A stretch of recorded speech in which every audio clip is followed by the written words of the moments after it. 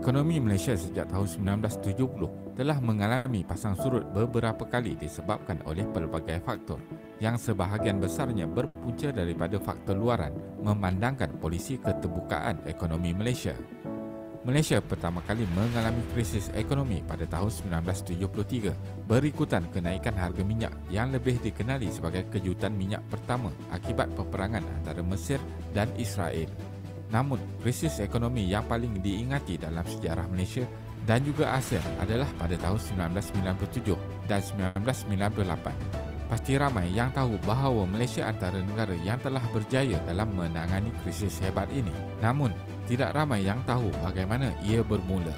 Jadi, mari kita lihat sejarah yang telah membawa perhatian dunia terhadap Malaysia. Sebenarnya, krisis ini bermula di negara Thailand. Namun, sebagai salah satu negara Asia, Malaysia terperangkap dalam krisis mata wang ini dan ia berpanjangan dan melanda seluruh Asia.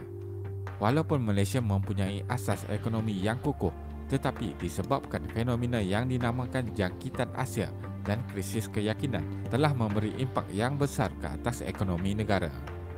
Bagi tempoh 5 tahun sebelum tahun 1996, purata pertumbuhan sebenar KDNK Malaysia adalah sekitar 8.7% setahun dengan kadar inflasi yang rendah iaitu sekitar 3.8% dan dengan kadar pengangguran yang hanya lingkungan 2.5% pada tahun 1996. Malaysia juga secara relatifnya mempunyai hutang asing yang rendah iaitu bernilai 45.2 bilion US dollar atau 42% daripada KDNK pada bulan Jun 1997.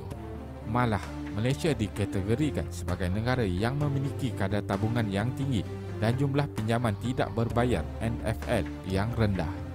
Oleh itu, Malaysia bukanlah calon kepada kemelesetan ekonomi yang teruk.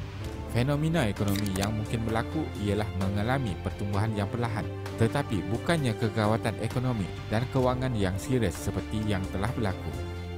Namun, apa yang berlaku adalah di luar jangkaan yang mana nilai mata wang negara telah merosot dengan pantas dan pasaran sahamnya jatuh menjunam ke paras yang paling rendah pada bulan Julai 1997. Krisis ini bermula dengan aliran keluar modal secara besar-besaran dari pasaran kewangan tempatan di Thailand sebelum merebak dengan pantas ke negara-negara jiran hinggalah di Korea Selatan. Ekonomi Thailand kelihatan seperti lumpuh, memberi impak negatif dalam beberapa sektor terutamanya kewangan, hartanah dan pembinaan.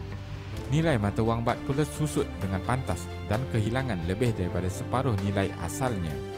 Ringgit pula mula mengalami penurunan nilai 2 minggu selepas baht diapungkan pada 2 Julai 1997. Kejatuhan nilai baht telah menimbulkan kesangsian pelabur dalam kadar tukaran serantau. Pasaran saham DBSKL juga turut jatuh mendadak dengan nilai indeks komposit telah menjunam ke paras 600 mata pada akhir tahun 1997. Jangkaan negatif ini telah menyebabkan ringgit mengalami penurunan yang amat teruk mencapai RM4.88 untuk 1 US dolar pada 7 Januari 1998. Ekoran daripada fenomena yang berlaku di Thailand ini telah menyebabkan ekonomi dan mata wang negara di Asia Tenggara lumpuh dan merosot. Kebanyakan pelabur mula menekan butang panik dengan mengeluarkan sejumlah kredit daripada negara-negara yang terlibat. Perkara ini membuatkan masalah yang lebih parah dan mendorong lebih banyak kebangkrapan. Kehebatan Malaysia menghadapi krisis.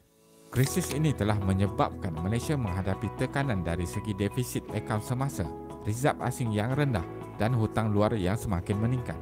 Seperti negara-negara lain, Malaysia juga turut menerima tawaran bantuan kewangan daripada International Monetary Fund (IMF). Namun, kerajaan Malaysia telah menolak tawaran tersebut. Antara faktor kerajaan menolak IMF adalah kerana terdapat syarat-syarat yang kelihatan bakal membuatkan ekonomi dan sosial menjadi lebih teruk. Walaupun begitu, terdapat juga negara serantau menerima tawaran ini bagi memulihkan ekonomi mereka pada masa tersebut. Selepas menolak tawaran IMF, Malaysia telah memperkenalkan satu model ekonomi baru untuk mengurangkan tekanan krisis dan menstabilkan ekonomi pada tahun 1998. Antara kandungan pakej tersebut adalah seperti berikut. Pengurangan kadar faedah yang membolehkan syarikat-syarikat dan pengguna mempunyai peluang bernafas kembali dengan pinjaman. menstabilkan mata wang ringgit dengan mengikat dolar Amerika iaitu 1 US dolar bersamaan RM3.80. Ia dapat menghentikan turun naik mata wang. Perdagangan ringgit ditutup di luar negara serta perdagangan saham di Singapura. Mengawal aliran modal, terutamanya aliran modal jangka pendek oleh pelabur asing dan rakyat tempatan. Penstrukturan semula sektor korporat dan perbankan bagi membolehkan pemulihan mikroekonomi. Dalam masa beberapa tahun selepas itu, Malaysia telah berjaya dalam pergelutan krisis ekonomi yang dahsyat di rantau Asia ini. Kehebatan pemimpin ketika itu dalam menolak tawaran pinjaman IMF sebenarnya adalah salah satu faktor terbesar Malaysia menjadi terkenal dalam mengharungi krisis ini. Terima kasih kerana menonton dan jangan lupa subscribe. Jumpa lagi.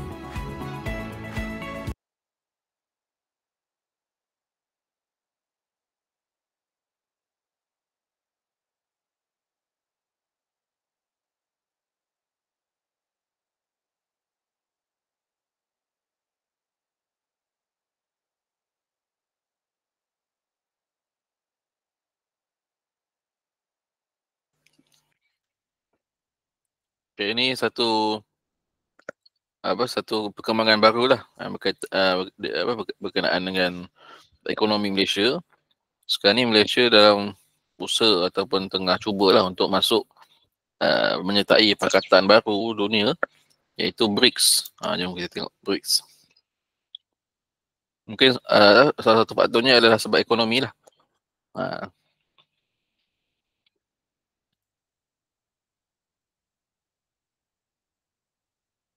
The gentleman here doesn't.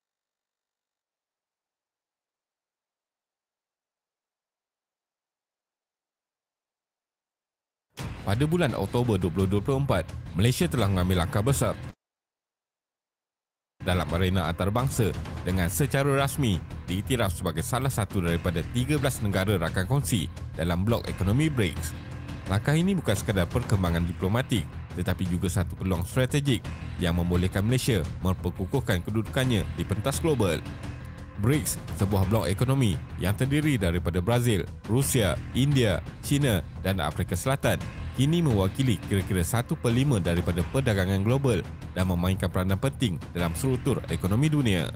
Penyertaan Malaysia dalam BRICS mencerminkan hasratnya untuk meningkatkan kerjasama ekonomi antarabangsa dan membuka lebih banyak peluang dalam perdagangan serta pelaburan. Dengan perkembangan ini, Malaysia bukan sahaja berpeluang untuk memperluaskan akses ke pasaran global, tetapi juga memacu pertumbuhan ekonomi yang lebih inklusif dan berdaya saing. Jadi dalam video kali ini, kita akan melihat bagaimana masa hadapan dan potensi Malaysia selepas secara rasmi menjadi negara rakan kepada BRICS. Teruskan menonton. Pada awal penubuhannya pada 2006, BRICS berfungsi sebagai platform kerjasama ekonomi bagi negara-negara yang pesat membangun. Ia asalnya dikenali sebagai BRIC, akronim bagi Brazil, Rusia, India dan China. Pada 2010 pula, Afrika Selatan menyertai kerjasama ini, menjadikannya BRICS hingga ke hari ini. Istilah BRICS ini diasaskan oleh Jim O'Neill pada 2001 yang meramalkan bahawa negara-negara ini akan menjadi kuasa ekonomi dunia pada abad ke-21. Matlamat utamanya adalah untuk menyatukan negara-negara membangun, mengurangkan dominasi Amerika Syarikat dan negara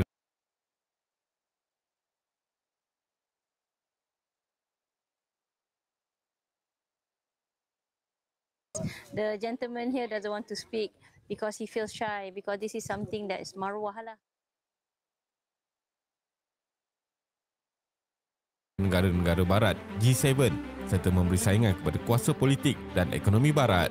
Selain kerjasama dalam bidang ekonomi, BRICS juga berperanan untuk meningkatkan kerjasama politik dan sosial di antara negara anggota. Ia juga secara tidak langsung memberikan impak suara yang lebih kuat di peringkat antarabangsa. Gabungan ini merangkumi negara-negara yang mempunyai populasi terbesar di dunia, mewakili hampir separuh penduduk global dan menyumbang kira-kira 35% kepada keluaran dalam negara kasar KDNK dunia. Dari sudut politik, BRICS mempunyai keupayaan untuk mempromosikan sistem politik yang lebih adil dan inklusif yang mencerminkan kepentingan negara-negara yang menganggotainya. Penyertaan Malaysia dalam BRICS berdasarkan metrik keselamatan negara yang dinyatakan dalam Dasar Keselamatan Negara 2021 hingga 2025, matriks kelima iaitu keutuhan ekonomi telah menggariskan bahawa terdapat keperluan bagi Malaysia berusaha untuk memastikan kemampanan ekonomi melalui kecekapan pengurusan sumber pendapatan negara. Tujuannya adalah agar kemakmuran ekonomi dapat dihasilkan dan dinikmati oleh rakyat. Sekiranya ekonomi yang kukuh dapat dihasilkan, impaknya akan dapat dilihat dengan peningkatan kadar tukaran mata wang ringgit berbanding dolar. Secara amnya, penyertaan Malaysia di dalam BRICS berpotensi membawa banyak manfaat. Menurut Profesor Geoffrey Williams, seorang pakar ekonomi terkemuka menyatakan bahawa BRICS menawarkan peluang perdagangan dan peleburan yang berpotensi meningkatkan permintaan terhadap ringgit sekaligus memperkukuhkan mata wang Malaysia dari semasa ke semasa. Beliau juga menekankan bahawa fleksibiliti yang ditawarkan oleh BRICS membolehkan Malaysia menangani isu geopolitik dengan lebih baik sambil mengekalkan pendirian neutral dan bebas. Perkara ini penting untuk memastikan portfolio perdagangan dan peleburan Malaysia kekal pelbagai serta tidak bergantung kepada satu blok ekonomi sahaja. Dari segi perdagangan, BRICS menawarkan peluang yang besar untuk Malaysia. China yang merupakan rakan dagang terbesar Malaysia dan pada tahun 2022, nilai perdagangan antara Malaysia dan China mencecah 17.1% daripada jumlah perdagangan global Malaysia yang bernilai RM2.8 trilion. Ini menunjukkan betapa pentingnya hubungan ini dalam konteks perdagangan global. Penyertaan Malaysia dalam BRICS dapat membuka akses kepada pasaran yang lebih luas, khususnya di Rusia dan India. Kedua-dua negara ini mempunyai potensi ekonomi yang besar, tetapi Malaysia belum sepenuhnya menggunakan peluang yang ada di sana. Melalui BRICS, Malaysia berpeluang untuk meneroka peluang baru dalam sektor perdagangan dengan negara-negara ini. Lebih menarik, BRICS berusaha untuk mengurangkan kebergantungan kepada dolar Amerika Syarikat dalam perdagangan antarabangsa. Inisiatif ini termasuk cadangan menggunakan mata wang alternatif yang bertujuan untuk mempermudahkan urusan perdagangan antara negara-negara anggota. Dengan penyertaan Malaysia ke dalam BRICS, ia dapat mengurangkan risiko kewangan yang berkaitan dengan turun naik nilai dolar Amerika Syarikat yang sering memberi kesan negatif kepada ekonomi negara-negara membangun. Langkah ini akan memberikan Malaysia lebih kawalan terhadap aliran perdagangan dan kestabilan ekonomi yang sangat penting dalam persekitaran ekonomi global yang tidak menentu. Bukan itu sahaja, Malaysia juga boleh mencari peluang untuk meningkatkan import minyak dan gas yang lebih murah dari Rusia, terutama sekali memandangkan rizal minyak negara dijangka akan habis menjelang tahun 2035. Langkah strategik ini bukan sahaja akan membantu Malaysia memastikan bekalan tenaga yang stabil, tetapi juga mengurangkan risiko kekurangan tenaga pada masa hadapan. Dengan memperluaskan sumber tenaga melalui kerjasama dengan negara seperti Rusia, Malaysia dapat meningkatkan kesematan tenaga sambil memanfaatkan alternatif yang lebih kos efektif dalam pasaran global. Kita tidak boleh menafikan fakta bahawa China dan India pada masa ini merupakan dua kuasa besar teknologi di dunia. Jadi, melalui kerjasama dengan kedua-dua negara ini melalui BRICS, dijangka bakal memberi manfaat yang besar kepada bidang teknologi dan digitalisasi Malaysia. Sejak beberapa tahun kebelakangan ini, China sedang berusaha untuk mengukuhkan kedudukannya sebagai peneraju dalam teknologi 5G dan kecerdasan buatan AI. Dalam usaha Malaysia untuk memperluaskan ekonomi digitalnya, kerjasama teknologi dengan China berpotensi mempercepatkan pembangunan dalam pelbagai bidang. Ini termasuklah pengembangan teknologi 5G, pembangunan infrastruktur digital serta inovasi teknologi yang dapat menyokong pertumbuhan ekonomi negara. Melalui kerjasama ini, Malaysia dapat memanfaatkan kepakaran dan pengalaman China dalam teknologi terkini yang seterusnya akan memberi impak positif kepada transformasi digital di Malaysia. Bagi Malaysia, pengintegrasian teknologi 5G bukan sahaja akan meningkatkan kelajuan dan keberkesanan komunikasi, tetapi juga membuka peluang baru dalam pelbagai sektor seperti pendidikan, perkhidmatan kesihatan dan perniagaan. Dengan sokongan teknologi dari China, Malaysia berpotensi untuk menjadi pusat inovasi digital di rantau ini. Bagi negara India pula, mereka memang terkenal sebagai hub utama dalam teknologi maklumat dan perkhidmatan perisian. Pada tahun 2021, ekspor perkhidmatan IT di negara ini mencapai lebih daripada 194 bilion US dollar, menjadikannya salah satu ekspor terbesar di dunia. Menurut laporan dari Nescom, industri IT India terus menunjukkan pertumbuhan meskipun terdapat cabaran dan perbelanjaan teknologi global dengan pendapatan meningkat sebanyak 2.3% berbanding tahun sebelumnya. Oleh yang demikian, melalui penyertaan Malaysia ke dalam BRICS membawa peluang lebih besar untuk negara memperkukuhkan sektor teknologi maklumat dan komunikasi dengan memanfaatkan kekuatan teknologi India. Kerjasama yang lebih erat dengan syarikat-syarikat teknologi India dapat membantu Malaysia dalam meningkatkan kemahiran tempatan dan menarik lebih banyak pelaburan. Selain itu, BRICS juga dilihat telah memainkan peranannya dengan melaksanakan pelbagai inisiatif teknologi yang menggalakkan kerjasama dalam penyelidikan dan pembangunan teknologi di antara negara-negara anggotanya. Salah satu inisiatif penting adalah BRICS Industry Innovation Network yang bertujuan untuk mempromosikan inovasi melalui kolaborasi dalam bidang teknologi dan penyelidikan. Dengan menyertai rangkaian ini, Malaysia dapat meningkatkan inovasi dan memanfaatkan pelaburan dalam sektor teknologi yang berdaya saing. Kesimpulannya, penyertaan Malaysia dalam BRICS bukan sahaja menandakan satu langkah strategik dalam memperluaskan kerjasama ekonomi dan teknologi, tetapi juga menggariskan perubahan landscape geopolitik di peringkat global. Dalam jangka panjang, keanggotaan dalam BRICS dapat memperkayakan pengalaman dan menjadikan Malaysia sebagai pemain lebih berpengaruh dalam arena global. Walau bagaimanapun, Malaysia juga perlu berhati-hati dalam mengimbangi hubungan dengan negara-negara barat, terutamanya Amerika Syarikat dan Kesatuan Eropah untuk memastikan dasar luar negara kekal seimbang.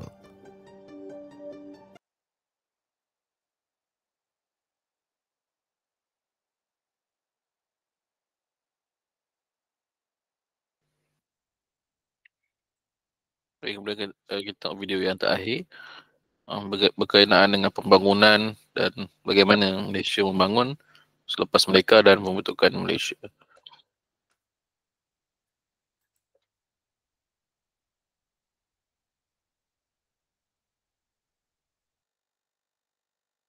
Hey, check this out. So I stopped buying random lotto tickets and started doing this instead.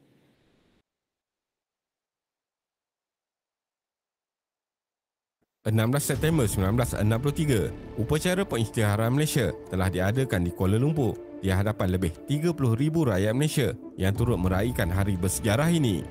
Namun agak mendukacitakan apabila Singapura memilih untuk berpisah dari gabungan Persekutuan Malaysia dan menjadi sebuah republik pada 9 Ogos 1965. Jalan cerita penyatuan ini tidaklah semudah yang kita bayangkan kerana terdapat pelbagai ancaman, desakan dan juga tuntutan yang terjadi terutamanya di Kepulauan Borneo sehinggakan ada isu yang masih berlanjutan sehingga ke hari ini. Ketika itu, komunis berusaha mendapatkan bekas tanah jajahan British termasuklah Sarawak untuk dijadikan negara komunis. Pada waktu yang sama, Filipina pula menuntut Sabah dengan mendakwa bahawa waris Kesultanan Sulu berhak ke atas wilayah itu. Malaysia berjaya keluar daripada krisis dan seterusnya menumpukan kepada pembangunan yang adil dan seimbang di semua negeri. Penyatuan untuk membentuk sebuah negara bukanlah sekadar agenda politik, tetapi ianya merupakan langkah yang kritikal bagi mengukuhkan keselamatan serantau dan membolehkan rakyat sama-sama dapat berkongsi kekayaan sumber alam untuk kebaikan bersama. Jadi dalam video kali ini, kita akan melihat bagaimana tanah Melayu, Sabah dan Sarawak bersama-sama menggenggam Ikatan Persekutuan Malaysia. Teruskan menonton. Semasa mencapai kemerdekaan pada 31 Ogos 1957, tanah Melayu mempunyai ekonomi yang stabil dengan kemewahan hasil buminya. Banyak negeri di tanah Melayu kaya dengan hasil biji timah yang berkualiti dan mendapat permintaan yang tinggi di Eropah. Biji timah yang kali pertama ditemui di Larut, Perak pada tahun 1848 menjadi sumber ekonomi penting bagi tanah Melayu untuk lebih daripada 1 abad. Pembangunan ekonomi diperkenalkan oleh British sebelum tanah Melayu merdeka. Walaupun kebanyakan hasil diperolehi adalah untuk memenuhi kepentingan mereka, ianya juga menjadi asas kepada pembangunan dan kemodenan di banyak negeri. Pembukaan dan penerokan kawasan pelumbungan telah menjadi asas kepada pembinaan sistem jana kuasa elektrik, pembangunan infrastruktur seperti jalan raya, landasan kereta api dan jaringan telekomunikasi di tanah Melayu. Kekuatan ekonomi berasaskan industri biji timah menyumbang kepada pembangunan negeri-negeri lain selepas pembentukan Malaysia. Sebelum menyertai Malaysia, Sabah dan Sarawak belum dibangunkan sepenuhnya di bawah pentadbiran British. Negara Malaysia bermula dengan semangat kebersamaan, tentunya tidak mahu rakyat Sabah dan Sarawak dibiarkan ketinggalan. Wilayah Malaysia Timur atau negeri-negeri di Borneo mempunyai jumlah keluasan 78,000 batu persegi berbanding Semenanjung Malaysia dengan keluasan 51,000 batu persegi. Walaupun Malaysia Timur adalah lebih luas, populasinya lebih sedikit dan kekurangan industri, tetapi ia mempunyai lebih banyak hasil bumi, terutamanya kayu balak, minyak dan gas. Faktor geografi yang dipisahkan oleh Laut Cina Selatan menghadkan perhubungan dan berlakunya jurang pembangunan. Akan tetapi, sudah banyak perubahan yang berlaku ke arah yang lebih baik di Sabah dan Sarawak sejak Hari Malaysia yang pertama disambut. Namun, situasi di negara seberang nampaknya tidak begitu tenang. Parti Komunis Indonesia (PKI) menyelar rancangan pembentukan Malaysia dengan menuduh ianya adalah satu bentuk penjajahan baru yang dirancang oleh British. Indonesia memulakan konfrontasi terhadap Malaysia dengan kempen Ganjang Malaysia bermula 20 Januari 1963. Sabah dan Sarawak merupakan negeri yang paling banyak menerima kesan langsung pencerobohan disebabkan konfrontasi Indonesia-Malaysia dalam tahun 1963 sehingga 1966. Tindak balas Malaysia terhadap Indonesia dilakukan secara sistematik dan akhirnya pada 4 Ogos 1966, kerajaan Indonesia mengumumkan penambatan konfrontasi.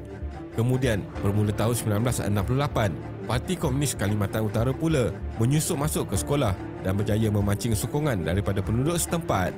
Sarawak berada dalam situasi yang kritikal menyebabkan Kerajaan Persekutuan Malaysia bersama-sama Kerajaan Negeri Sarawak pada Mac 1972 telah menubuhkan Pemerintahan Kawasan Rejang atau RESCOM.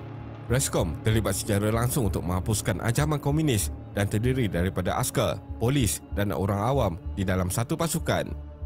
Sekitar masa yang sama, Filipina telah memulakan tuntutan ke atas Borneo Utara atau Sabah pada tahun 1962. Walaupun sebenarnya Sabah telah diserahkan kepada British oleh Kesultanan Sulu pada tahun 1878. Kedaulatan negara dicabar sekali lagi pada tahun 2013 dengan pencerobohan pengganas Sulu di Lahad Datu dan Semporna menyebabkan tragedi berdarah berlaku. Ob Daulat diumumkan oleh Perdana Menteri Malaysia pada 5 Mac 2013 dan kira-kira 7,000 hingga 8,000 anggota polis dan tentera telah dikerahkan untuk menghapuskan musuh negara ketika itu.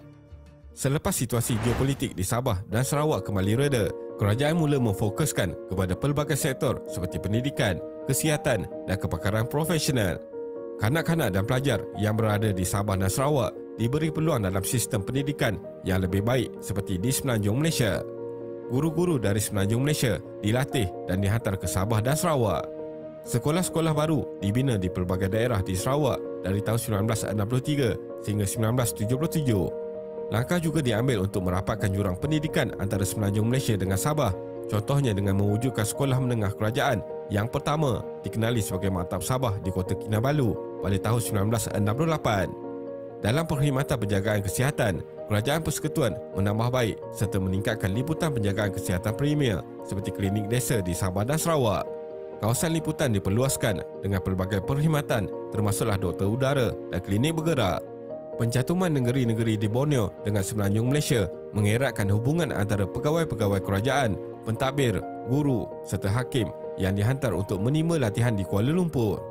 Pendekatan ini memastikan semua negeri dapat dibangunkan dengan adil di samping memupuk perpaduan dan semangat cintakan negara.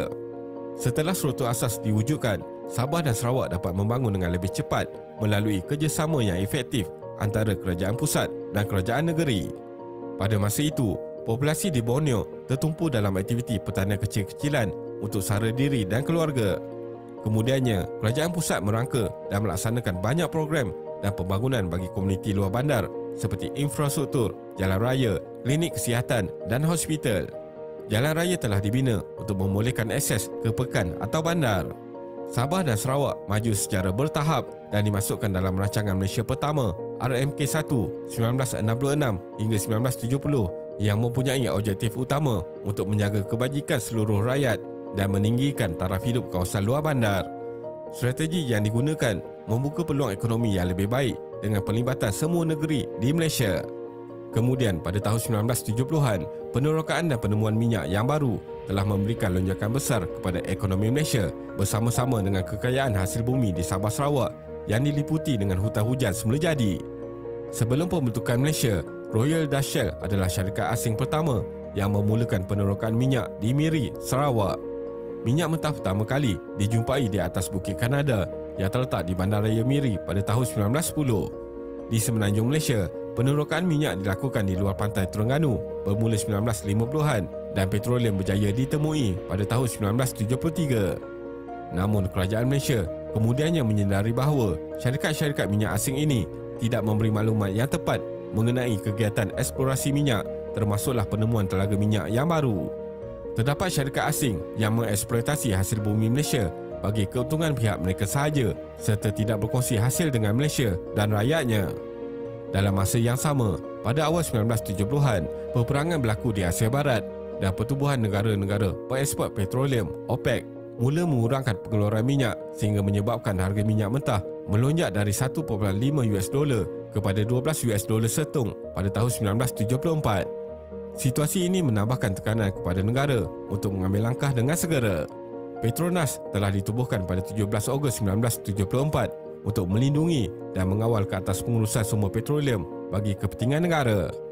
Kerajaan Persekutuan menyediakan modal RM10 juta ringgit untuk Petronas membangunkan dan mengembangkan industri minyak dan gas di Malaysia. Selain daripada itu, Malaysia mula meneroka industri sawit sekitar tahun 1960-an melalui penumbuhan beberapa syarikat seperti Guthrie dan Sime Darby.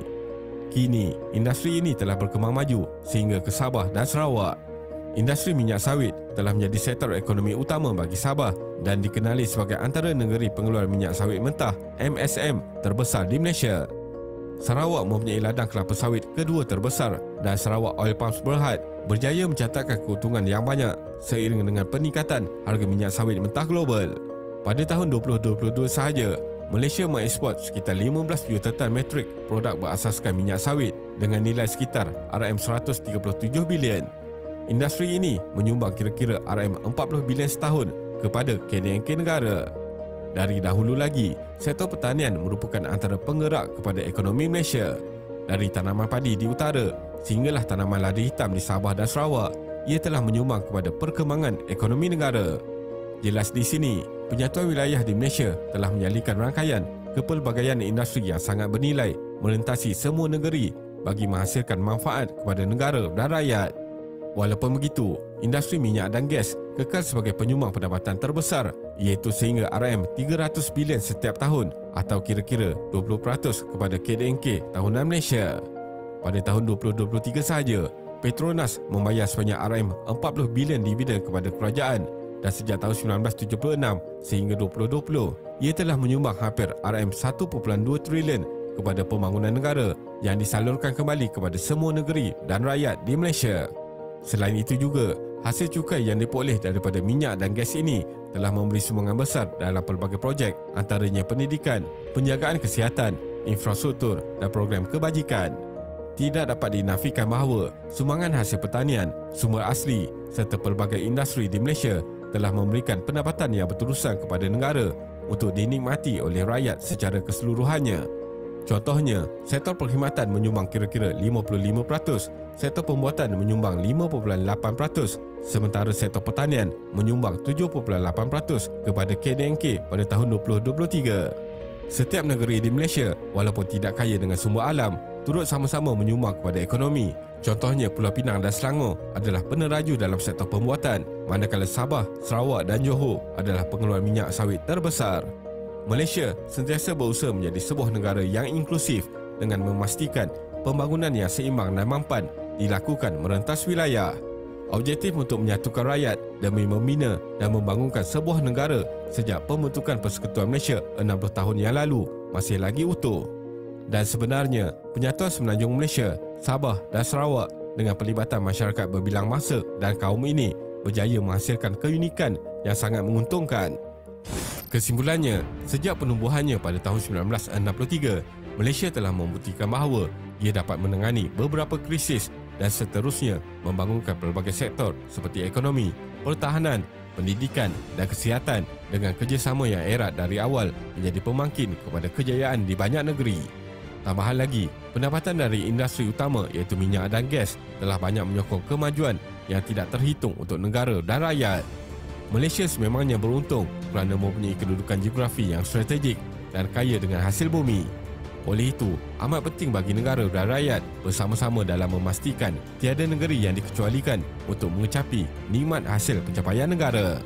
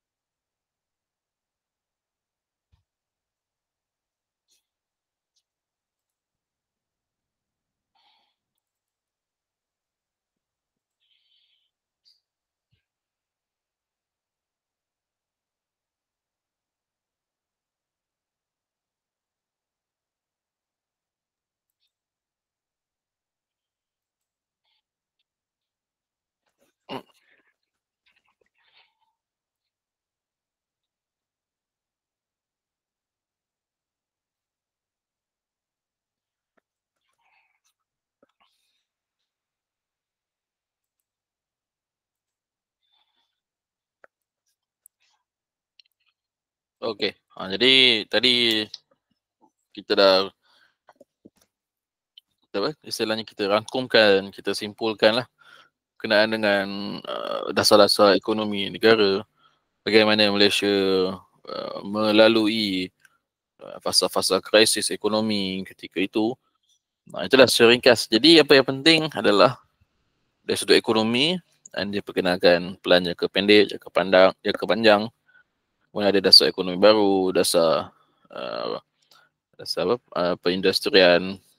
Kemudian ada kita kata yang terbaru, macam-macam lah kita kata. Dasar pertanian negara, dan kemudian ada dasar perindustrian berat, dasar industri, dasar revolusi industri. Itu semua adalah kita kata dasar-dasar jangka panjang yang dirangka untuk membangunkan sektor ekonomi negara lah. Baik.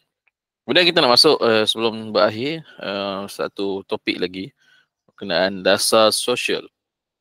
Jadi dasar sosial ni banyak sikit. Jadi kalau tuan dan puan yang kalau ada kesempatan kita pergi sekali imbas lah. Jadi untuk dasar sosial ni dia ada subtopiknya ada, kalau ikutkan di sini ada 9 kan. Okey. Jadi dasar sosial 4.1 perkembangan pendidikan di Malaysia dan dasar pendidikan kebangsaan. Dasar pendidikan. Kemudian dasar pendidikan nombor 2 dasar kebudayaan kebangsaan. Jadi kalau saya boleh tulislah di sini. Saya tulis di komen.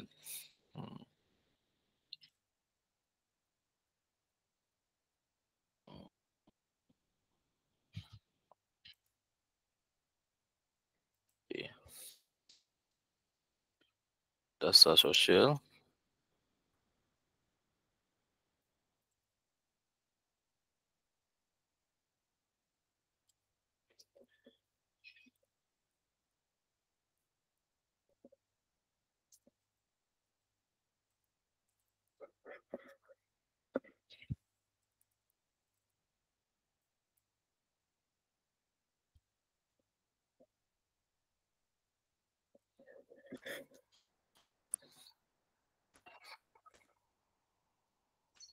Dasar kebudayaan.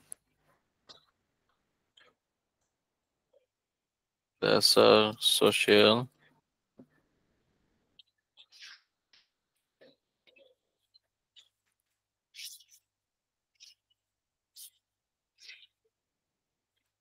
Dasar sosial negara ada.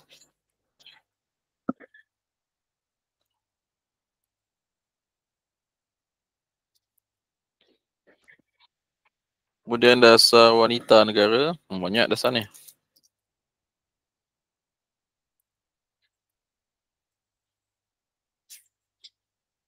Dasar keluarga negara.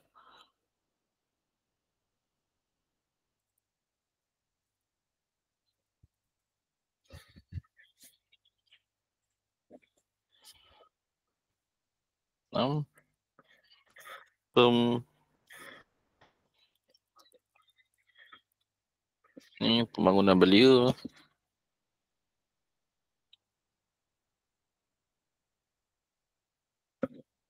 7. Bulan integriti nasional.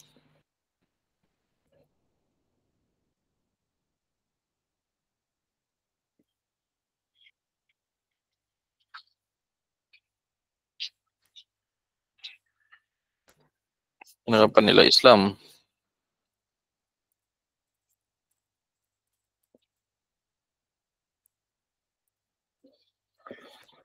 Sembilan. Satu Malaysia.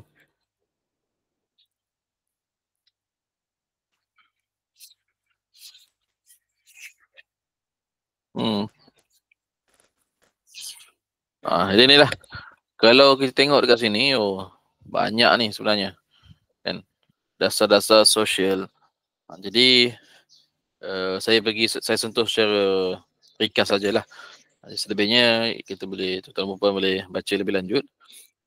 Jadi, dasar sosial ni, kalau kita lihat umumnya adalah usaha-usaha pihak kerajaan untuk mewujudkan satu garis panduan dalam aspek sosial.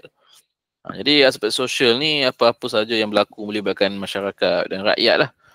Jadi kiranya setiap isu yang berlaku yang melibatkan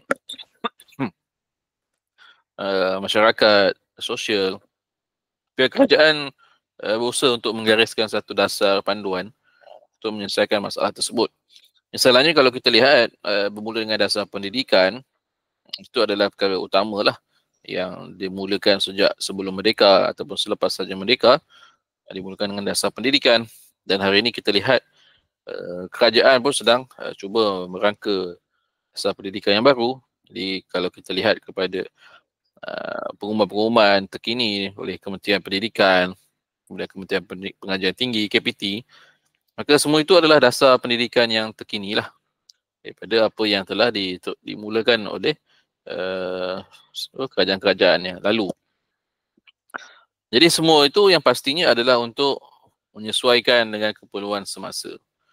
Jadi misalnya ada isu berkaitan dengan peperiksaan dalam isu pendidikan lah misalnya kan. Ada pihak juga ibu bapa yang kembali tidak bersetuju dengan PBS, penilaian berdasarkan sekolah kan. Ramai yang nak diwujudkan balik kembali peperiksaan UPSR, PMR kan dan sebagainya kan. Jadi kat situ adalah cabaran lah apabila kita nak membawa satu perubahan, maka dasar itu kena kemas lah dan dasar itu dapat menyelesaikan isu-isu yang berbangkit. Ini dasar pendidikan lah.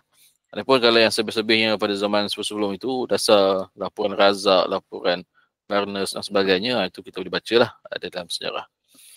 Jadi apa yang pasti dasar pendidikan adalah sejauh mana kerajaan Malaysia atau negara kita ni nak bawa pendidikan negara ni ke mana.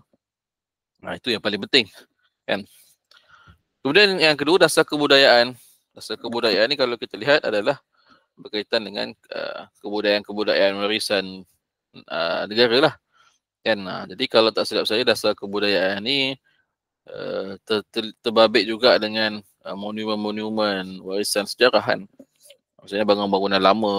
Jadi bila ada dasar untuk memelihara dan memelihara bangunan-bangunan bersejarah itu, maka bolehlah setiap tempat bersejarah itu akan ditanda dengan pelat akta warisan negara kan, atau warisan kebangsaan.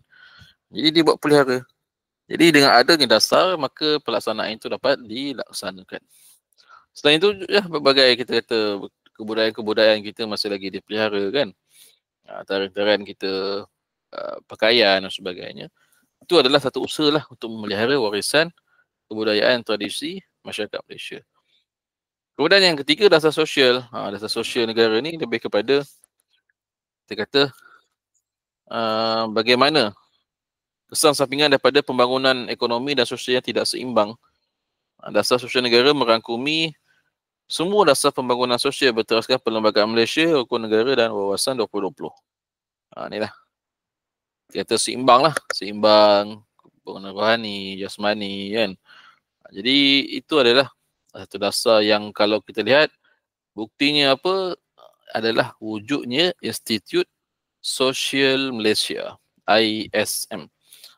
Institute Social Malaysia. Jadi kita boleh tahulah bila adanya institut tu adalah untuk menjadi kita kata think tank ataupun badan pemikir lah dalam rangka usaha-usaha berkaitan dengan dasar sosial negara kita.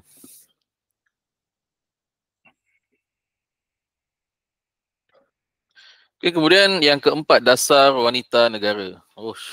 Golongan wanita pun dimasukkan dalam dasar. Apa maksudnya? Maksudnya adalah bagaimana negara kita ni nak kita kata memperkasakan golongan wanita. Dan yang terkini ada gesaan-gesaan ataupun usaha-usaha untuk meningkatkan penglibatan golongan wanita dalam sektor-sektor awam. Itu sudah maklum.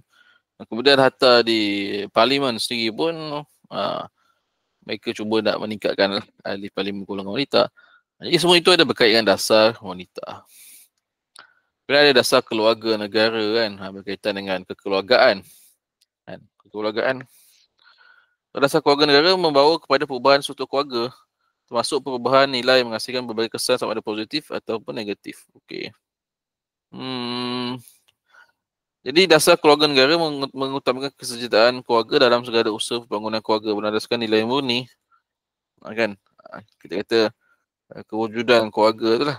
Maksudnya dari segi kita kata mengutamakan kesejahteraan keluarga, pembangunan negara berdasarkan nilai murni, memastikan semua pihak mengutamakan kesejahteraan keluarga, menyediakan berdasarkan program pemihatan keluarga, penerapan nilai murni, jadi paksi dalam keluarga. Jadi kita kata bila ada dasar keluarga negara ni, maka hal ehwal berkaitan dengan masalah sosial tu dapat diselesaikan. Kerana kebanyakan masalah sosial seperti penagihan, penyalahgunaan dadah, masalah sosial seperti itulah yang banyak-banyak khususnya yang merempit dan sebagainya itu dia berkait dengan kekeluargaan. Jadi bila ada satu dasar ni, jadi macam saya sebut tadi, kerajaan ada kuasa lah. Ada punca kuasa panduan untuk bertindak. Kemudian pelan pembangunan belia, ada KBS, Kementerian Belia dan Sukan. Kalau dasar keluarga dan wanita tadi di bawah Kementerian Pembangunan Wanita dan Keluarga. Kemudian kita ada pembangunan belia tadi di bawah Kementerian Belia dan Sukan. Tapi hari ini kita hanya lihat Kementerian Belia dan Sukan, KBS tu hanya fokus kepada sukan saja. Kan KBS asalnya ada sukan, Temasya Sukan je. Kat situlah kita tahu adanya KBS, Kementerian Belia dan Sukan. Tapi apa sebenarnya tugas lain KBS? Adalah pembangunan belia. Samalah. Sebab tu kalau kita lihat, kalau mana-mana pertubuhan belia, mereka perlu berdaftar dengan Pejabat Pendaftar Pertubuhan Belia, ROY, Registrar of Youth. Kalau mana-mana pertubuhan, parti politik ke, NGO ke apa ke, mereka akan berdaftar dengan pertubuhan, pendaftar pertubuhan, ROS. Itu bezalah. Bila adanya ROY, pendaftar pertubuhan belia, maka golongan-golongan belia boleh bergiat dalam aktiviti sosial. Aktiviti, kita kata, aktiviti organisasi lah, persatuan dan sebagainya kan. Ini antara saya sebutkanlah secara kali bas. Dan kemudian penerapan nilai-nilai Islam. Nilai Islam ni kita banyaklah. Dan itu adalah syiar kita, negara Islam, sebuah negara yang agama rasminya adalah agama Islam. Maka nilai-nilai Islam tu diterapkan walaupun tak dinyatakan secara jelas di setiap kementerian ataupun apa. Tapi faktor nilai-nilai murni itu dibawakan dalam merentas masyarakat. Kan, kalau nilai-nilai Islam ni kita lebih kepada nilai-nilai murni lah. Kan, nilai-nilai murni. Jadi nilai penerapan nilai Islam ni kita lihat sejak daripada pada zaman 70-an lagi kan. Bagaimana nilai-nilai Islam itu nak dibawa dalam masyarakat melalui ada penumbuhan gerakan-gerakan Islam. Kan. Kemudian ada dasar-dasar Islam, ada sekolah-sekolah Islam, universiti Islam, bank-bank Islam. Jadi banyaklah. Semua itu sangatlah memberikan peranan yang sangat penting lah dalam penerapan nilai-nilai Islam yang ada di Malaysia. Andai kata kalau tak ada semua itu, maka barangkali nilai Islam ni payah sikit lah. Maksudnya ada usaha-usaha generasi terdahulu nak bawa ke Islam itu supaya sebagai sebuah cara hidup, tidak lagi hanya Islamnya ada di masjid, Islamnya hanya ada di rumah saja. Islam dibawa keluar dalam kehidupan, ke situlah kita ada lapangan-lapangan yang tersedia, yang disediakan untuk kita kata mengaplikasikan nilai-nilai Islam, aplikasi prinsip-prinsip Islam kita di luar. Itulah. Banyaklah macam saya sebut tadi, penubuhan agensi-agensi, penubuhan bank-bank, penubuhan pertubuhan-pertubuhan. Itu semua adalah usaha untuk merealisasikan penerapan Islam. Baik, kemudian yang terakhir ada yang terkini lah kita kata yang terakhir, iaitu Satu Malaysia. Ini satu dasar yang telah dibawa kita kata oleh kerajaan. Di bawah program Satu Malaysia, kerajaan telah memperkenalkan program-program transformasi kerajaan. Jadi bermula pada tahun 2010 hingga 2011. Jadi banyaklah pelan-pelan transformasi. Itu lebih kepada usaha kerajaan untuk mewujudkan kita kata integrasi nasional yang lebih baik lah. Dengan Satu Malaysia, kita ada budaya berprestasi tinggi, budaya ketepatan, budaya ilmu, integriti, ketabahan, kesetiaan, kebijaksanaan dan inovasi dan sebagainya. Jadi yang terkini adalah, kalau melibatkan sosial kita adalah Madani. Jadi slogan Madani itu adalah salah satu kita ada dasar kerajaan sekarang. Madani kan. Madani ni pula dia merentasi ekonomi, politik dan sosial. Tapi nampaknya banyaklah yang ke sosial kan Madani.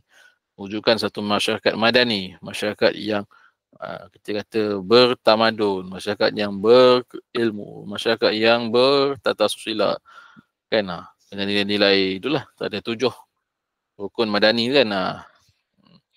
Jadi apa-apa yang kita boleh ataupun apa yang kita boleh simpulkan adalah dasar sosial ni adalah apa-apa sahaja dasar yang kita kata pihak kerajaan rasakan wajar untuk dilaksanakan dan diimplementasikan bagi menyelesaikan isu-isu yang ada pada ketika itu. Dasar jangka panjang lah. Tapi walau bagaimanapun ia bergantunglah kepada sejauh mana dasar itu hendak diteruskan oleh kerajaan yang akan datang. Kalau tak mahu diteruskan, maka habis sampai situ sajalah. Dan lalu diperkenalkanlah dasar yang baru. Itu ada satu kita kata keunikan lah. Flexibility yang ada. Hanya satu saja yang tak boleh diubah, iaitu ialah syariat Islam.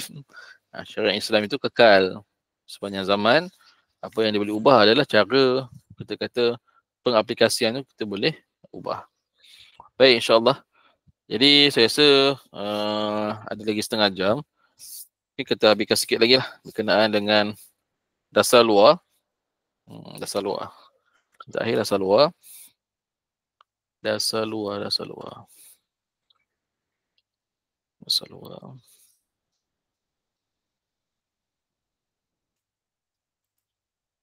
Dasar luar. Ini banyak ni boleh kita kata untuk kita refresh balik lah kan, walaupun tak ada lah masuk dalam exam pun. Tapi sekadar pengetahuan lah kan. Saya baca. Inilah pengajian Malaysia. Kita kata pengajian Malaysia ni kita kata satu subjek yang membolehkan kita baca balik lah.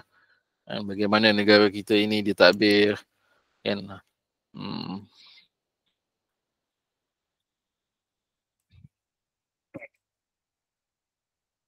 Okay, apa lagi?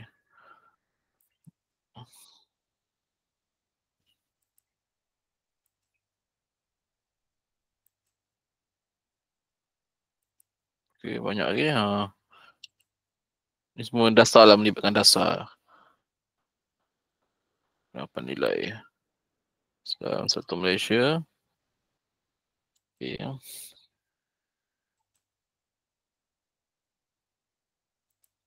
Okay, dasar luar.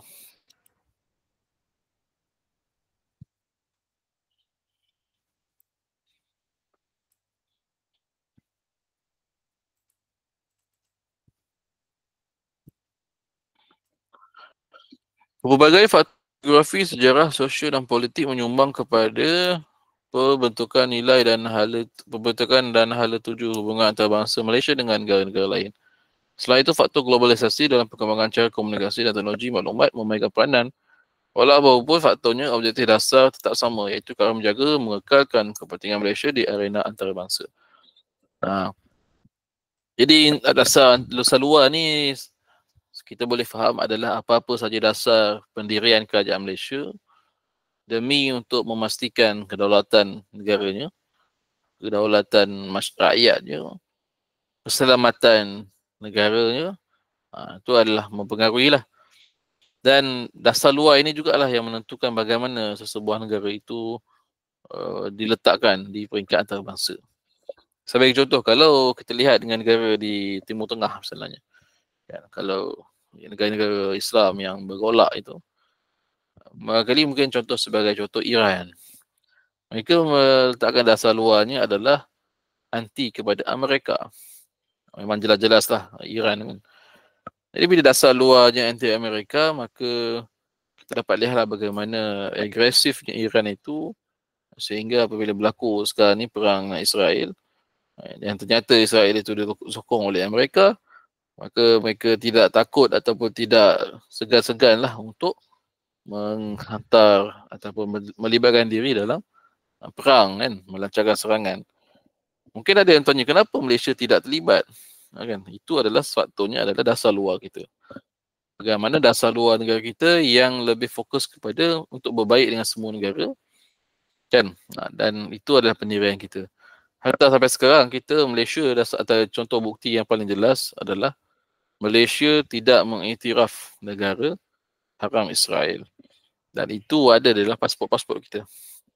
Dan kita tak boleh pergi masuk ke negara Israel. Kita tak iktiraf dia. Ini antara dasar luar lah yang ada sekarang ni kan. Yang boleh kita tengok. Tapi kita tengoklah. Kalau kita lihat kat sini. Dasar luar semasa pemerintahan Tunku Abdul Rahman adalah bercorak pro-barat dan anti-komunis. Okay, anti-komunis. Jadi ketika itu ada ancaman komunis kan. Kemudian pada zaman Tun Hussein On, dasar luar adalah berdasarkan kerjasama pertahanan dan keselamatan negara. Era Tun Mahathir, dasar luar negara lebih mementingkan hubungan ekonomi dan mengekalkan dasar-dasar sebelumnya. Selain itu, soal keamanan dan keadilan masyarakat antarabangsa juga menjadi agenda penting. Selepas tahun 2003, negara dipimpin oleh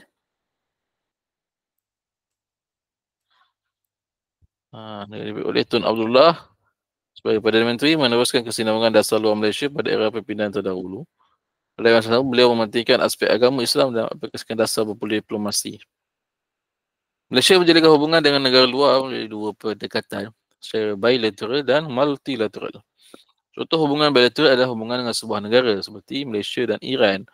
Hubungan secara multilateral merupakan hubungan kumpulan seperti Malaysia melalui PBB, ASEAN, OIC, dan yang terkini BRICS yang kita sebut tadi. Jadi itulah dalam dasar luar negara, kita lihat bagaimana dengan siapa Malaysia berhubungan diplomasi. Dan kesan daripada hubungan diplomasi itu adalah kedutaan kita. Nak tahu kedutaan mana yang Malaysia berbaik, kita tengoklah duta mana yang duduk di Malaysia. Kalau kita jalan di Jalan Duta, sekarang ni pun Jalan Ampang kan. Ada banyak kalau di Kuala Lumpur tu, Jalan Ampang, rumah-rumah rasmi, kediaman rasmi, kedutaan-kedutaan negara yang menjadi sahabat kepada Malaysia kan. Jadi kat situ kita dapat lihatlah, itu satu negara. Hanya negara yang berhubungan baik, bersahabat dengan negara kita saja dibenarkan untuk membuka konsulat ataupun kedutaan dia. Sama lah macam kita kan. Dan ada juga pelibatan Malaysia dalam PBB, ASEAN, OIC, apa lagi? Ini APEC ataupun BRICS. Itu adalah contoh-contoh dalam multilateral. Kemudian kita tengok faktor pembentukan dasar luar. Faktor pembentukan apa yang mempengaruhi dasar luar. Ni biasanya kalau sepatutnya kita sekadar tak tahu secara umum lah. Yang nak melaksanakan itu adalah kita kata pegawai diplomatik lah kan. Jadi antara faktor-faktor pembentukan dasar luar adalah persekitaran geostrategik, struktur politik negara, demografi, keseimbangan negara, faktor sejarah, ekonomi, undang-undang antarabangsa dan globalisasi. Jadi faktor yang terakhir ni, faktor globalisasi ni, kita dapat lihat dunia masa kini tidak membolehkan mana-mana negara wujud terasing dan bersendirian. Jadi maksudnya hari ini tak bolehlah negara, mana-mana negara untuk tidak menganggotai mana-mana persatuan. Tapi sayangnya adalah isu Palestin ditinggalkan bersendirian, macam seolah-olah tak ada negara di dunia ini untuk membantu. Tapi Malaysia dengan keupayaan yang ada, Malaysia tidaklah lepas tangan terus. Malaysia bantu setakat mana kemampuan yang ada, dan sebagaimana yang ditegaskan oleh yang membuat Perdana Menteri, akan bantulah terus. Bantuan-bantuan kemanusiaan, kecemasan semua akan diberikan seperti biasa. Kan, baik. Kemudian kita lihat apakah objektif dasar luar Malaysia. Apakah objektif dia?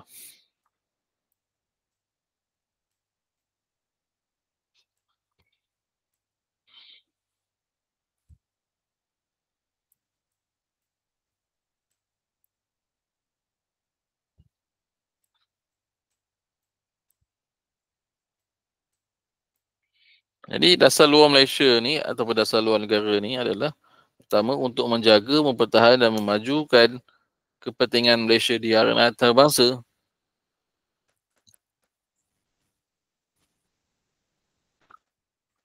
Apa saja yang melibatkan usaha-usaha untuk membangunkan ataupun meletakkan Malaysia di kedudukan yang bagus di pentas antarabangsa, itu adalah menjadi keutamaan Kementerian Luar ataupun dasar luar lah kita, dasar luar negara kita. Menjaga dan mempertahankan, memerdekakan kedaulatan dan keselamatan negara ni termasuk dalam isu Sulu, isu Pulau Batu Putih, dan baru ni pun ada kecoh juga berkenaan dengan isu Garis 9 China kan, sepadan baru China yang dibuat melangkau atau mencerobohi Laut China Selatan di negara-negara di ASEAN, maka mendapat reaksi yang negatif lah, termasuklah Malaysia akan mempertahankan haknya.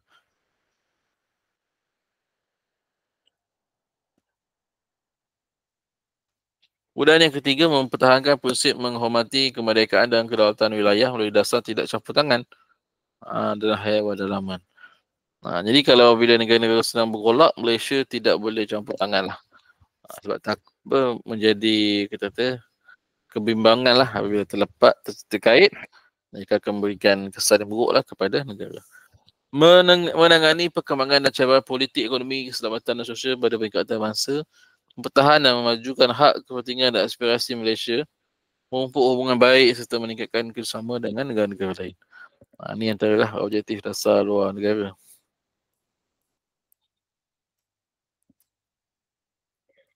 Okay, banyaklah. Boleh tengoklah.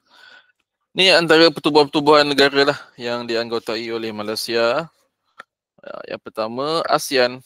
Ni kita tengok ASEAN. Tahun ni, Malaysia menjadi tuan rumah kepada ASEAN. Dia menjadi host lah kan. Ataupun kita kata pengurusi ASEAN. Kepengurusian ASEAN. Sekarang ni sebagaimana kita tahu, kita melibatkan negara ni lah. Ada 4 buah negara, Laos, Kemboja, Myanmar, Vietnam, atau yang lain-lain seperti Malaysia, Thailand, Indonesia, Filipina, kan. Ini ASEAN. Jadi tengoklah apa perkara menarik yang akan berlaku apabila Malaysia mempengurusikan ASEAN.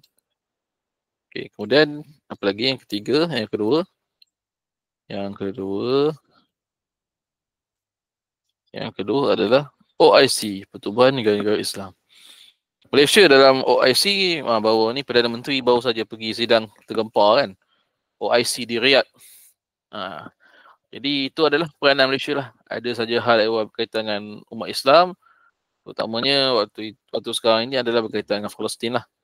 Jadi kerajaan Perdana Menteri ataupun kerajaan menerusi Perdana Menteri pergi ke persidangan OIC untuk membincangkan. Dan OIC itu ditubuhkan pada tahun 1970. Dan apabila tertubuhnya negara Israel. Okay, baik.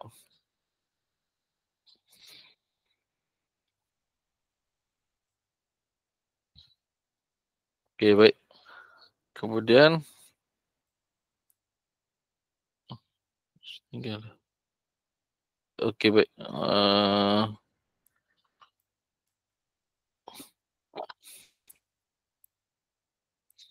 Kemudian lepas OIC, mana OIC?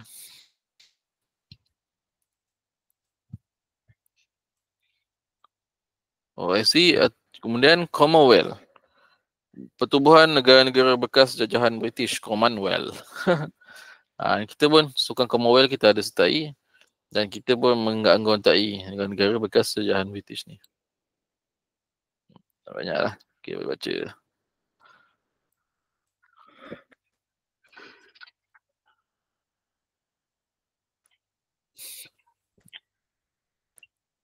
Okey, seterusnya lepas Commonwealth kita ada Pertubuhan Bangsa-Bangsa Bersatu, PBB. Dan kita juga memainkan peranan terlibat dalam PBB ni apabila kita menghantar pasukan Malbat kita ke Lubnan. Peristiwa yang berlaku ketika yang waktu dulu kan, waktu baru ni yang apa kata peluru Israel tu terkena ataupun tertembak, tembak lah kot, mereka tembak kan kenderaan yang membawa pasukan pengaman daripada PBB, dan salah satunya adalah pasukan Malbat dari Malaysia. Sunyilah jahat Israel ni. Okay, kemudian ada pergerakan negara-negara berkecuali, 6 kan, non-affiliated, no-allied movement. Diasaskan oleh sempena kejadian Komuniti 6 pertama di Belgrade sebagai tindak balas kepada perlumbaan senjata kuasa besar Amerika dan Soviet. Okay, dasar kecuali. Inilah sebab kenapa Malaysia tidak terlibat dalam konflik di Asia Barat. Iaitu tidak berpihak kepada mana-mana blok barat atau timur. Dalam hal ini, 6 bukan kepada prinsip menghormati kemerdekaan, keutuhan dan kedaulatan sebuah negara, serta tidak mengambil campur tangan dalam hal ehwal negara. Ini non-aligned movement. Okay, now. Lagi pertubuhan yang melibatkan negara, banyak lagi lah. Ini ada kerjasama Selatan-Selatan, KSS.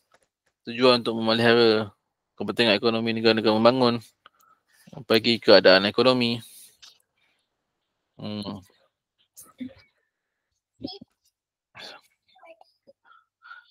Kemudian yang terakhir, kerjasama ekonomi Asia Timur. Ni antara pertubuhan lah Asia Timur dikenali sebagai kita khususnya dalam keadaan ekonomi dunia yang tidak kita akibat daripada peristiwa serangan WTC. Okey. Ini antara logo adalah kan. Okey ni. Jadi ini antara satu lagi, Organisation for Economic Cooperation Developing. Kan banyaklah. Ini antara pertubuhan dunia yang disertai oleh Malaysia lah kan. Jadi dengan kata lain apa? Dengan kata lain kesimpulan dia, kita kata dalam isu-isu berkaitan dengan antarabangsa ni, Malaysia turut memainkan peranan yang penting lah untuk terlibat sama kalau ada persidangan-persidangan tergempar ataupun isu-isu global yang memerlukan reaksi Malaysia, maka Malaysia akan terlibat samalah. Kan? Itu kita lihat dari sudut dasar luar. Ada juga kalanya Malaysia tidak bersuara ataupun tidak mengatakan kepihakan kepada siapa, kerana itulah dasar luar negara kita tidak mahu terlibat dalam konflik sehingga melibatkan krisis yang teruklah kepada negara dan rakyat dia. Kalau kita faham dasar luar ni, maka kita akan tahulah bagaimana pendirian Malaysia sehingga ke hari ini. Dan dalam isu Palestin sekalipun, Malaysia kekal membawa pendirian berkaitan dengan hak asasi manusia, kemanusiaan, dan Malaysia pun tidaklah berupaya ataupun tidak mampu untuk mengangkat senjata kan. Tapi kita boleh berusaha melalui diplomasi. Baik. Jadi sebagai kesimpulannya, kerajaan Malaysia mengambil inisiatif yang bersungguh-sungguh untuk mengangkat ekonomi ke tahap yang maksimum.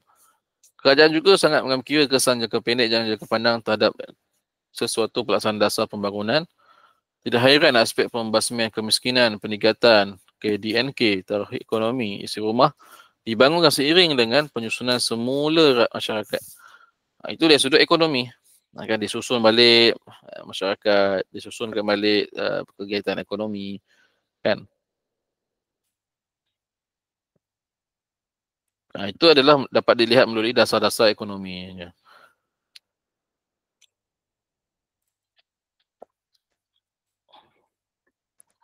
Lepas tu kemudian dari segi sosial pula, kita dapat lihat bahawa dasar-dasar yang diwujudkan tu adalah fokusnya kepada kita kata kesejahteraan rakyat Malaysia.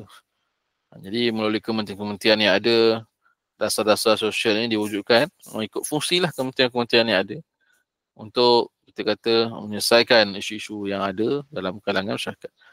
Justru tak boleh katalah kalau kita kata Malaysia ni tak mengambil soal, tak ambil kisah soal keadaan rakyat dia, tak boleh lah. Tak ada. Ada, cuma sejauh mana usaha itu digerakkan. Okay, dan yang ketiga, tadi kita baru bincang berkenaan dasar luar. Jadi dasar luar ni kita lihat Malaysia agresif juga, aktif terlibat dalam isu-isu di arena antarabangsa. Tetapi dalam masa sama mengekalkan pendirian untuk tidak terlibat dalam konflik-konflik yang merugikan. Itulah kalau dari segi dasar luar. Kerjasama berbaik-baik dengan semua negara, umumnya begitu. Tapi kalau ada kepentingan-kepentingan tertentu, Malaysia akan menunjukkan pendirian yang tegas. Begitulah.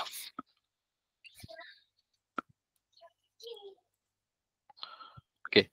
Inilah okey, setakat saya rasa selesai dah. Okey. Jadi insyaAllah kita dah selesai untuk tajuk ini, yang bab yang kelima. Jadi insyaAllah hanya berbaki satu tajuk lagi. Kalau ada kesempatan kita boleh selesaikan awal dan saya boleh bagi masa lah untuk selesaikan tugasan dan mungkin kita ada perbincangan sedikit lah sebelum peperiksaan akhir. Kuliah yang berikutnya insyaAllah pada 30 hari bulan. Dan 30 hari bulan tu saya maklumkan awal-awal. Saya akan cuba sediakan rakaman terlebih dahulu sebab saya ada urusan di luar waktu itu. Tak dapat nak berada di atas talian. InsyaAllah, jadi minggu depan kita akan lihat pula berkenaan dengan agama, tajuk yang berkaitan dengan agama. Ada 4 topik di sini. Kepentingan beragama, agama di Malaysia, kedudukan agama dalam perlembagaan, agama dan masyarakat. InsyaAllah lah, yang terakhir kita cuba selesaikan. Dan selepas tu kita boleh fokus kepada untuk siapkan tugasan dan peperiksaan. Jadi ingat, macam saya sebut selalu, beberapa kali seperti kata saya akan ulang setiap kali lah. Pengajian Malaysia adalah untuknya kita mengetahui berkaitan dengan hal ehwal negara kita lah. Semangat cintakan negara, patriotisme, apa kita kata bagaimana negara kita ini ditadbir urus, itulah dia. Dan hari ini sayang jugalah pengajian Malaysia ni barangkali mungkin ada setengahnya anak-anak muda ni yang terlampau taksub dengan politik. Mereka mungkin tak baca, at least kalau tak ambil pengajian Malaysia di universiti pun, di college ke, kenalah baca kan pengetahuan tentang negara kita. Barulah ada, kalau anda kata masuk politik ke, masuk menjadi pegawai ke, adalah semangat kita kata cintakan negara, rasa menghargai negara kita ni kan. Tak adalah nak buat sesuka hati. Jadi saya rasa insyaAllah untuk hari ini, terima kasih banyak atas perhatian dan kita kata penyertaan. Dan seperti biasa saya akan upload kuliah ini. Dan kalau ada kuliah-kuliah yang terlepas, saya akan rakam semula dan akan upload seperti biasa di laman YouTube. Jadi saya rasa itu saja untuk hari ini. Sekian, terima kasih. Assalamualaikum warahmatullahi wabarakatuh. Waalaikumsalam. Terima kasih Tuan. Waalaikumsalam. Terima kasih Tuan. Assalamualaikum. Okay. Assalamualaikum.